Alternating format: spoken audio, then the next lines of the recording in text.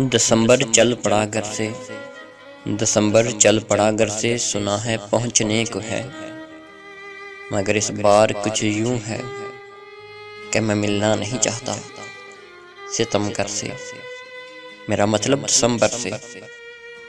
कभी आज इरादा करता था, कभी आज इरादा करता था मुझे जाता दिसंबर भी, मगर अब के बरस हमदम बहुत ही खौफ आता है मुझे आते दिसंबर से, मुझे आते दिसंबर से।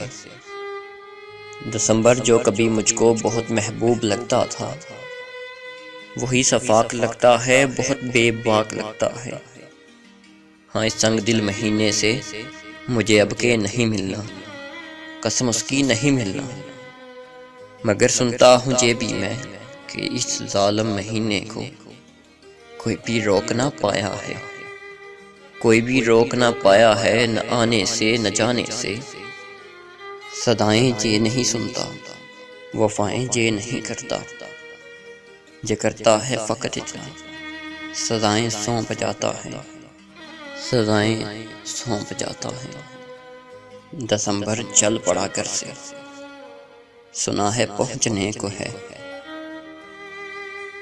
खूबसूरत शायरी पुरकशिश आवाज़ में सुनने के लिए हमारे चैनल दिल की आवाज़ पोइट्री को सब्सक्राइब कीजिए और बेल आइकन को प्रेस कीजिए, जिससे आप हमारी नई आने वाली वीडियो को सबसे पहले देख सकेंगे।